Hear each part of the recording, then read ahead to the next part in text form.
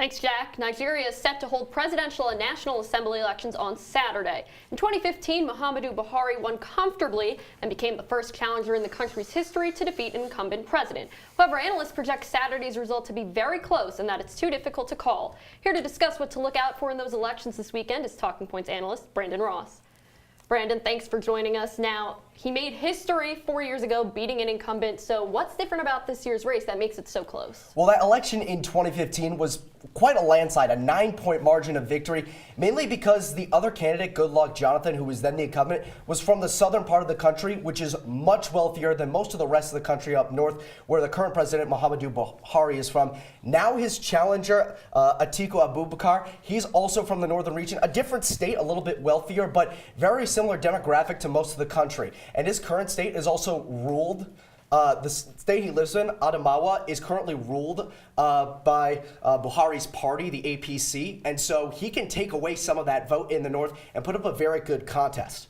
So looking at these two candidates, what are the differences between these two people? I mean, they're both from the same region, they both have similar backgrounds.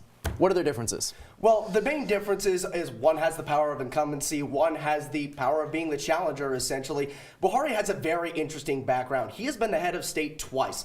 Now he's a democratically elected president. Before, he was the head of state from 1983 to 1985 after he was part of a military coup to take over a country, and he was actually taken out by another coup that would put in another new government until 1999. And that first government following that coup d'etat was actually when his opponent, Atiku Abubakar, actually became the vice president when he was formerly the governor of his home state of Adamawa.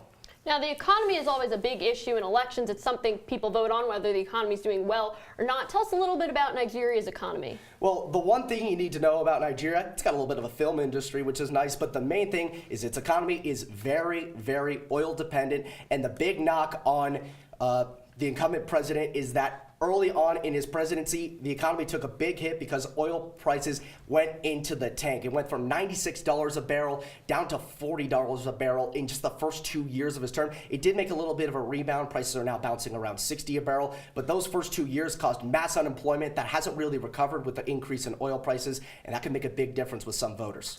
Now, moving past the economy, what are some other issues that could crop up in this election that could sway voters? Well, I think the big alternate issue besides the economy is going to be security. Nigeria is obviously famous for having to deal with the militant group Boko Haram, and now something that Buhari has done very well in the early part of his term was combating them with his military. He has regained ground in the country's northeast part, but they are starting to get ground back, Boko Haram, and also in the northwest region there are some militants who are starting to kill and abduct civilians for ransom.